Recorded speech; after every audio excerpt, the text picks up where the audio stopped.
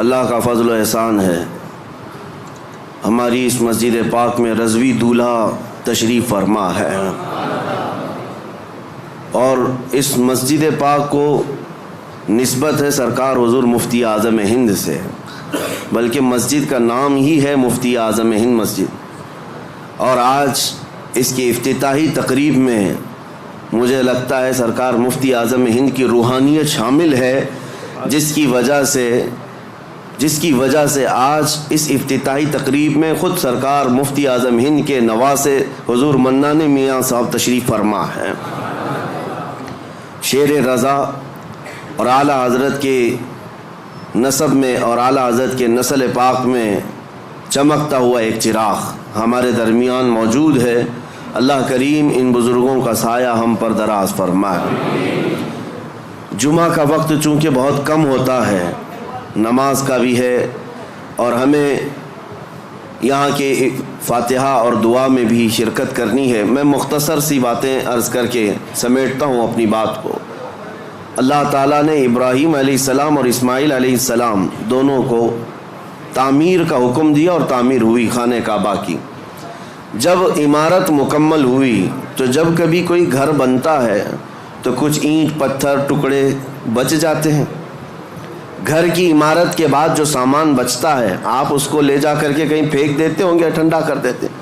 خانہ کعبہ کی تعمیر کے بعد جو مٹی، اینٹ، پتھر، گارے جو جس سے بھی بنا تھا وہ بچا تھا، تو ابراہیم علیہ السلام نے اس کے متعلق پوچھا رب ذوالجلال سے، مولا یہ جو تعمیر سے بچ گیا ہے اس کا کیا کیا جائے؟ اللہ کریم کا حکم ہوا، اے ابراہیم وہ جتنی مٹی بچی ہے یا گارا یا جو کچھ بھی بچا ہے اس کو اٹھاؤ، جمع کرو اور ہوا میں پھینک دو۔ خانہ کعبہ کی بنائی ہوئی اور بچی ہوئی مٹی، ابراہیم علیہ السلام اپنے ہاتھوں سے وہ ساری مٹی اور جو بچا ہوا سامان تھا جمع کیا اور ہوا میں اسے اٹھا کر پھینک دیا، وہ ہوا میں غائب ہو گئی، کہیں لے جا کر کے پھینکا نہیں۔ اور تفسیر میں فرمایا گیا جب ابراہیم علیہ السلام نے وہ ساری مٹی اٹھا کر کے پھینکی تو اس مٹی کے ذرے ذرے کو اللہ تعالیٰ نے پوری دنیا میں پھیلایا۔ اس مٹی کا ذرہ زمین پر جہاں پڑا وہاں اللہ کی ایک مسجد تعمیر ہوئی۔ قیامت تک جہاں وہ ذرہ پڑا ہوگا یا تو مسجد تعمیر ہوگی یا ہو چکی ہوگی۔ میں اسی لیے کہا کہ اس روایت کو پڑھنے کے بعد یہ فخر ہوتا ہے کہ جس جگہ ہم سجدے کے لیے مسجد میں حاضر آئے ہیں یہاں کا ذرہ بھی خانہ کعبہ کی مٹی سے ضرور ملا ہوگا۔ عزیزان گرامی وقار، مسجدوں کو تعمیر کرنے کے بعد اس کی صفائی ستھرائی کے لیے جس قدر ہم خیال رکھتے ہیں یہ ضروری ہے، لیکن کل رات ہم نے ذکر کی مجلس میں ایک بات آپ کے سامنے رکھی تھی۔ سب سے بڑی ذمہ داری ایک مسلمان کی یہ ہے کہ مسجد بنانے کے بعد جیسے اس کو تعمیر کرنے میں دلچسپی دکھاتے ہیں، جیسے کہ کسی شاعر نے کہا تھا کہ حضور پاک صلی اللہ تعالیٰ علیہ وسلم کی اس امت کا اب حال یہ ہے کہ مسجد تو بنا لی شب بھر میں ایمان کی حرارت والوں نے، من اپنا پرانا پاپی تھا بچپن سے نمازی بن نہ سکے۔ لیکن یہ تانا ہمارے لیے مناسب نہیں ہے جس شاعر نے ہمیں تانا دیا ہے، من اپنا پرانا پاپی تھا بچپن سے نمازی بن نہ سکے۔ آپ اس کو بدل کر کے دکھائیں کہ مسجدیں تعمیر ہوئی ہیں، قیامت کے دن یہ پوری مسجد اٹھائی جائے گی اور یہ اللہ کریم کی بارگاہ میں گواہی بھی دے گی۔ یہ بھی حدیث پاک میں ہے، کچھ مسجدیں اللہ کی بارگاہ میں شکایت کریں گی، مقدمہ کریں گی، اے رب ذوالجلال اس محلے والوں نے مجھے بھوکا اور پیاسا رکھا۔ اس سے پوچھا جائے گا تو بھوکی اور پیاسی کیسے ہوتی؟ مسجد کہے گی کہ جب اذان ہوتی تو مجھے بھوک لگتی، اگر یہ میری صفوں کو بھر دیتے تو میرا پیٹ بھر جاتا، مگر انہوں نے مجھے خالی رکھا، بھوکا اور پیاسا رکھا۔ مسجد اگر کسی کے خلاف مقدمہ کرے قیامت کے دن تو میرے عزیزوں پورا محلہ اس میں شامل ہو جائے گا۔ اس لیے آپ نے مسئلہ سنا ہے کبھی؟ ہر رمضان المبارکہ میں کوئی نہ کوئی ایک مسجد میں اعتکاف ضرور کرے، کیونکہ یہ مسجد کا حق ہے۔ اگر ایک بھی اعتکاف میں نہیں بیٹھا تو پورے محلے والے گنہگار ہیں، سب کے اوپر گناہ ہوگا، اور اگر ایک بیٹھ گیا تو سب کے اوپر سے ذمہ داری ختم ہو جائے گی۔ کیوں؟ مسجد کا حق ہے، اس مسجد کو رمضان کے آخری عشرے میں خالی نہیں رکھا جائے گا۔ اسی طرح سے جو بات میں عرض کر رہا تھا وہ یہ ہے کہ مسجد کو جس طرح تعمیر کر کے چمکایا جاتا ہے، اس سے زیادہ تمہیں خیال ہونا چاہیے مسجد کے متعلق، کہ مسجد کے متعلق آپ کیا کہتے ہیں؟ یہ اللہ کا گھر ہے۔ سب یہی کہتے ہیں نا، مسجد کیا ہے؟ اللہ کا گھر ہے۔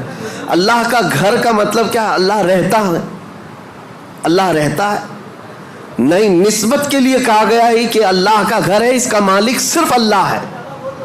کوئی مسجد کا متولی، کوئی مسجد کا امام، کوئی مسجد کا خادم، کوئی مسجد کا ٹرسٹی کبھی یہ نہ سمجھے کہ یہ میری پراپرٹی ہے۔ مسجدیں جو ہوتی ہیں وہ صرف اور صرف اس کی ملکیت اللہ کے حوالے ہیں۔ کبھی آپ نے سوچا کہ یہ مسجدیں جو شہید ہوئی ہماری، گورنمنٹ تو آفر دیتی ہے کہ اس جگہ چھوڑو دوسری جگہ بنا لو، ہم کیوں نہیں مانتے؟ اس کی وجہ یہ ہے کہ ہم اگر مالک ہوتے تو کمپرومائز کرتے، مالک اللہ ہے، ہمیں صرف حفاظت کے لیے مامور کیا گیا اور ہم زندگی بھر اس کی حفاظت ہی کریں گے۔ اور آپ کو پتہ ہے جب ابرہہ بادشاہ خانہ کعبہ ڈھانے کے لیے آیا تھا کئی 100 ہاتھیوں کو لے کر کے، اس نے مکہ میں سب سے پہلے بڑے بڑے لوگوں کا مال لوٹ لیا اور کئی لوگوں کو قید کیا۔ اس میں حضرت عبد المطلب جو رسول اللہ کے دادا ہیں، ان کے 100 اونٹ اس نے قبضہ کر لیے تھے۔ حضرت عبد المطلب خانہ کعبہ کے متولی تھے، اس وقت متولی تھے، خدمت پر آپ ہی مامور تھے۔ تو خانہ کعبہ کو ختم کرنے کے لیے آیا تھا ابرہہ بادشاہ یمن سے کئی ہاتھیاں لے کر۔ حضرت عبد المطلب گئے بات کرنے کے لیے کہ میں بات کرتا ہوں، تو ابرہہ نے ان کو اجازت دی آنے کے لیے اپنے دربار میں۔ آئے، پوچھا اس نے کہ کیا معاملہ لے کر آئے ہو؟ حضرت عبد المطلب نے کہا میرے جو 100 اونٹ تم نے ہتھیائے ہیں وہ واپس کر دو، مجھے میرے اونٹ دے دو۔ وہ ہنسنے لگا کہ تجھ کو کس نے خانہ کعبہ کا متولی بنایا؟ تجھے پتہ نہیں میں یہاں کیوں آیا؟ میں آیا ہوں خانہ کعبہ کو ختم کرنے کے لیے اور تم بات کر رہے ہو اپنے اونٹوں کی۔ ہونا تو یہ چاہیے تھا کہ تم میرے سے بات کرتا کہ کعبے کو مت ڈھاؤ، کعبے کو مت برباد کرو۔ حضرت عبد المطلب نے مسکرا کر یہی جواب دیا تھا، اونٹوں کا مالک میں ہوں، اس سے سوال کرنے آیا، کعبے کا جو مالک ہے وہ خود ہی اس کی حفاظت کرے گا۔ اللہ کریم وہ حفاظت فرمائے گا، ہم تو اس کی خدمت پر مامور ہیں۔ عزیزان گرامی، یہی نظریہ مسجدوں کی دیکھ بھال کرنے والی انتظامیہ کے ذہن میں رہے کہ ہم مسجد کے مالک نہیں، مسجد کے خادم ہیں، اور ہمیشہ رہیں گے۔ اور دوسری بات جو میں کہنے جا رہا تھا وہ یہ کہ جتنا اس کی عمارت کو چمکایا، اس سے کئی زیادہ چمکانے کی جس چیز کو ضرورت ہے وہ کیا ہے؟ میں ایک لفظ آپ سے پوچھا کہ مسجد کو آپ کیا کہتے ہیں؟ اللہ کا گھر ہے۔ مسجد اللہ کا گھر ہے۔ یہاں اگر آپ کے سامنے کوئی غلاظت لا کر کے ڈال دے، برداشت کریں گے آپ؟ کوئی مسجد کے فرش پر تھوک دے، اپنا رینٹ نکال کر ڈال دے، باہر کی غلاظت لا کر ڈال دے، آپ برداشت کریں گے؟ ذہن میں موجود ہے اللہ کا گھر ہے، پاک ہی ہونا چاہیے، ایک نجاست کا تنکا بھی ہم برداشت نہیں کرتے۔ کیوں؟ اللہ کا گھر ہے۔ جبکہ فرمایا گیا حدیث میں، قلب المؤمن عرش اللہ، مومن کا دل اللہ کا عرش ہوتا ہے۔ مومن کا دل اللہ کا عرش ہے۔ جب مسجدوں کی فرشیاں صاف رکھتے ہو، اس سے کئی زیادہ اپنے دل کو صاف رکھنے کی ضرورت ہے۔ جتنا اس کو چمکایا اس سے زیادہ اپنے دل کو چمکاؤ، جتنا اس کو صاف کیا ہے، زینت دیا ہے، اتنا ہی اپنے دل کو زینت دو۔ مولانا روم سچ فرماتے ہیں، کعبہ بنائے خلیل اطہر است و دل گزرگاہ رب جلیل است۔ خانہ کعبہ ابراہیم علیہ السلام کی بنائی ہوئی عمارت کا نام ہے، لیکن دل رب ذوالجلال کی گزرگاہ کا نام ہے۔ یہاں رب ذوالجلال تمہارے قلب کی طرف نظر فرماتا ہے، اس لیے اس کو پاک رکھنا چاہیے۔ ہم مسجدوں میں غلاظت برداشت نہیں کرتے تو پھر اپنے دل میں گناہوں کی لذت کے خیالات، کبھی وسوسوں کے انبار، کئی خواہشات کی بہت ساری بھیڑ، دل میں کیا کیا جمع کر رکھا۔ جبکہ مومن کے متعلق کہا گیا وہ اللہ کا عرش ہے، اس اللہ کے عرش کو کیا اسے ناپاک رکھا جا سکتا ہے؟ اس دل کی جتنی صفائی اور پاکی ہوگی اس قدر تم مقامات کو بھی پاتے جاؤ گے۔ اب آپ کو کیسے پتہ چلے یہ دل پاک ہے یا نہیں؟ اس کی سمپل سی مثال ہے، مسجد میں وضو کرنے کے لیے آتے ہیں، یہ نل لگے ہوئے ہیں وضو کے، ظاہر سی بات ہے اس کی ٹنکی تو کہیں لگی ہوگی، پانی کہیں جمع ہوتا ہوگا، وہیں سے تو نلوں میں آتا ہے۔ 10-12 نل لگائے ہوں گے وضو کے لیے، نل کھولو کون سا پانی آتا ہے؟ جو ٹنکی میں ہوگا وہی آئے گا۔ اگر ٹنکی میں پاک صاف پانی رکھا ہوا ہے تو جو بھی نل کھولو پاک صاف پانی آئے گا، اور ٹنکی میں اگر نجس پانی ہے، میلا پانی ہے، تو کسی بھی نل کو کھولو میلا پانی نکلے گا۔ یہ مثال اس لیے میں دے رہا ہوں، اپنے دل کی ٹنکی کو سمجھ لو۔ اگر ہاتھ پیر آنکھ ناک یہ سب اعضاء نل ہیں، یہ سب صحیح کام کر رہے ہیں، تو سمجھ لو کہ دل کے اندر سب پاکی صفائی ہے۔ اور اگر بے حیائیاں ہو رہی ہیں، اس کا مطلب ہے کہ دل کی ٹنکی میں نجاست بھری ہوئی ہے۔ آنکھیں خطا کرتی ہیں، زبان غلاظت بکتی ہے، ہاتھ گناہ کرتے ہیں، پیر گناہ کرتے ہیں، تو اس کا مطلب یہ ہے یہ اعضاء کا کنیکشن دل سے ہے۔ اگر دل ناپاک ہے تو ہر عضو ناپاکی کرے گا، ہر عضو ناپاکی کرے گا۔ اسی لیے حدیث پاک میں میرے آقا صلی اللہ علیہ وسلم فرماتے ہیں، الا وان فی الجسد مضغۃ اذا صلحت صلح الجسد كله واذا فسدت فسد الجسد كله الا وهي القلب۔ میرے آقا فرماتے ہیں آگاہ ہو جاؤ، تمہارے جسم میں گوشت کا ایک ٹکڑا ہے، اگر وہ صحیح ہو گیا تو سارے اعضاء جسم کے سارے پارٹس صحیح ہو جائیں گے، اور اگر وہ بگڑ گیا تو سارے اعضاء بگڑ جائیں گے۔ وہ کیا ہے؟ حضور فرماتے ہیں وہ دل ہے، وہ تمہارا دل ہے۔ اسی لیے لقمان حکیم کے لیے حکم ہوا تھا، ایک بادشاہ نے کہا ایک بکری ذبح کرو، اس میں جو سب سے اچھی چیز ہے وہ لے آؤ۔ آپ نے ذبح کیا اور دل لے جا کر بادشاہ کے پاس رکھا، کہا پورے جسم میں سب سے اچھی چیز یہ ہے۔ بادشاہ نے دوسرے دن ایک بکری دی اور کہا سب سے بری چیز نکال کر لاؤ۔ دوسرے دن ذبح کیا اور پھر دل لے جا کر کے ہی بادشاہ کے سامنے رکھا، کہا یہی سب سے بری چیز ہے۔ اگر صحیح ہو گئی تو سب سے اچھی چیز جسم میں دل ہے، اور اگر بگڑ گیا تو سب سے بری چیز دل ہے۔ میں آج اس بات کو اس لیے عرض کر رہا ہوں کہ جتنا مسجدوں کی صفائی پر خیال رکھنا ضروری ہے، اتنا اپنے دل کی صفائی پر بھی ضروری ہے۔ اگر اس کو آپ نے ناپاک ہی رکھا اور ایسی آوارہ رکھا تو 1000 سجدے کرنے کے بعد بھی تمہارا دل ناپاک ہی رہ جائے گا۔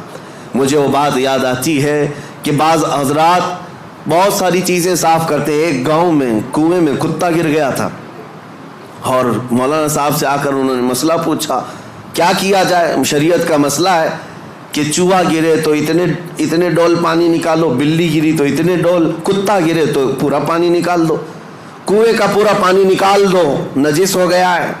گئے گاؤں والے، پورا پانی نکال دیا۔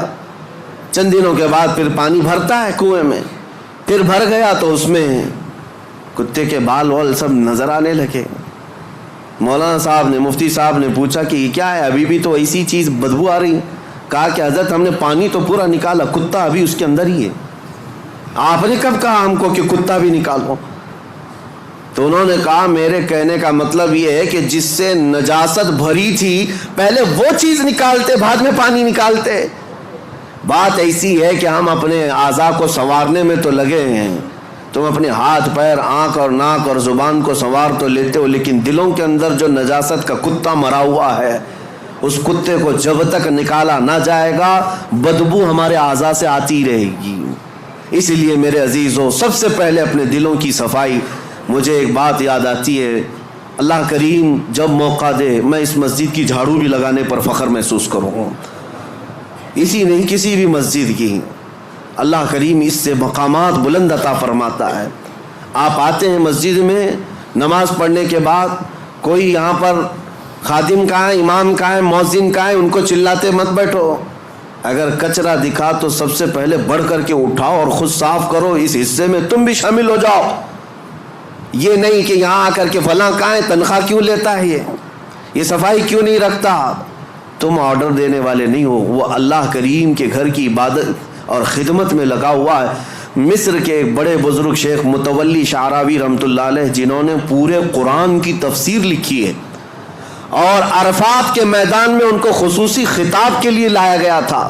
پورے عرب کے سب سے بڑے عالم دین، اللہ کے ولی، جن کے متعلق میں آپ کو بتاؤں، وہ اتنے بڑے مفسر کہ ہزاروں علماء ان کے شاگرد ہیں. ان کا ڈرائیور وہ خود کہتا ہے کہ روزانہ رات کے 12 بجے کار لے کر اپنے گھر سے نکلتے, میں ہوتا ساتھ میں حضرت ہوتے, تقریباً 70 سال کی عمر ہے, اور مسجد چلے جاتے, مسجد سیدہ نفیسہ, مسجد امام حسین, کئی مسجدیں ان کی خاص تھی, رات کو جاتے اور ڈرائیور سے کہتے دروازہ کھلوا کر اندر چلے جاتے, یہ باہر ویٹ کرتا رہتا, گھنٹہ 2 گھنٹے کے بعد آتے. ظاہر سی بات اللہ والے نماز پڑھ رہے ہوں گے, تہجد یا عبادت میں مصروف.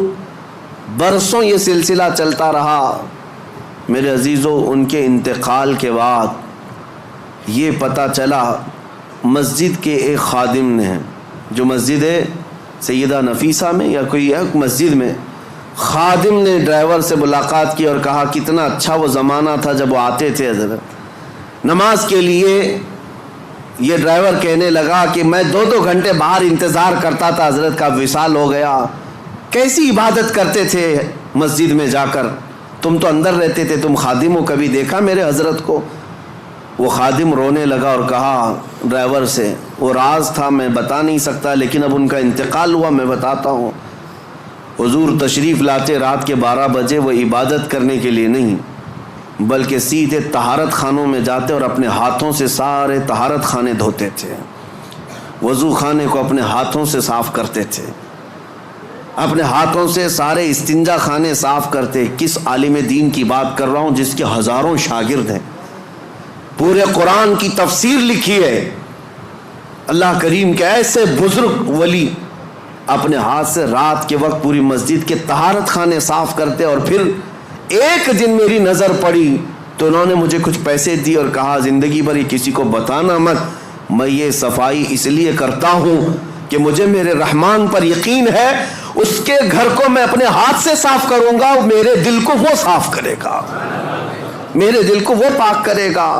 اور اللہ نے ایسا پاک کیا کہ جب وہ بزرگ شیخ متولی شعراوی رحمۃ اللہ علیہ کے انتقال کا وقت آیا, میں آپ کو بتاؤں ہمارے اساتذہ موجود تھے جنہوں نے کہا سرانے کے پاس کئی علماء کھڑے تھے, وہ بستر پر لیٹے ہوئے تھے, اچانک آپ نے کہا کہ ہٹ جاؤ تم سب یہاں سے, سرانے کے پاس سے ہٹ جاؤ. وقت کے بڑے بڑے لوگ کھڑے تھے.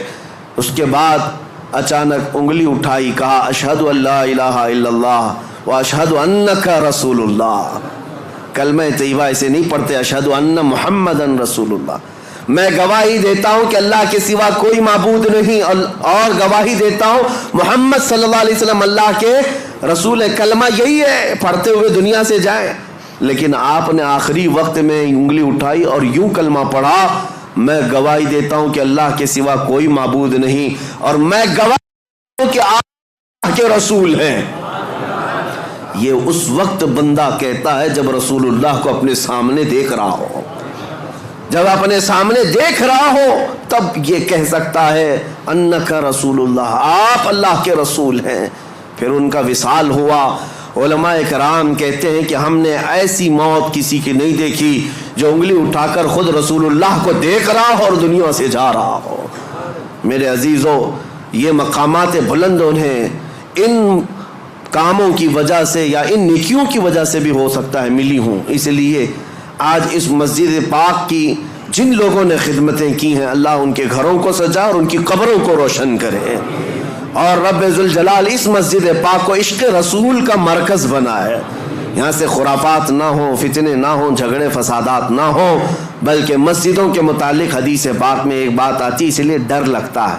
اللہ کے رسول صلی اللہ علیہ وسلم نے ارشاد فرمایا قیامت کے قریب مسجدیں خوب سجائی جائیں گی لیکن عبادت کرنے والے نہیں ہوں گے, اور وہ ہم آج دیکھ رہے ہیں ہر جگہ ہے. لیکن اس کا مطلب یہ نہیں کہ مسجد کو سجانا نہیں چاہیے, سجائیں, اپنے گھر سے زیادہ سجائیں, لیکن ساتھ اس مسجد کی رونق اور زینت یہاں ہونے والے کاموں سے ہے. اگر عبادات مکمل ہو رہی ہیں, نمازیں صحیح ہو رہی ہیں, اس کے علاوہ اللہ کے ذکر ہو رہے ہیں, رسول پاک صلی اللہ تعالیٰ علیہ وسلم کے بارگاہ میں سلام, یہ سب چیزیں ہو رہی ہیں, تو گویا کہ آپ نے مسجد کا حق ادا کیا ہے, مسجد کا حق ادا کیا. اللہ کریم ہم سب کو اس مسجد پاک کا حق ادا کرنے کی توفیق عطا فرمائے. آخری بات, جہاں تم سجدے کرتے ہو ان صفوں میں میرے آقا صلی اللہ علیہ وسلم کی حدیث ہے, اس کا مفہوم میں عرض کر رہا ہوں, جس دن تمہارا انتقال ہوگا، کوئی روئے یا نہ روئے، مسجد کا وہ ٹکڑا تمہارے غم میں روتا ہے۔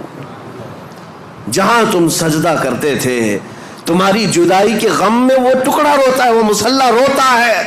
اللہ کریم کی بارگاہ میں عرض کرتا ہے کہ مولا، اس کی پیشانی کے سجدوں سے مجھے قرار تھا، مجھے سکون تھا، آج وہ چلا گیا، مجھے بے قراری ہے، بے اطمینانی ہے۔ اسی لیے میرے عزیزو، ان ٹکڑوں کو وفادار سمجھو۔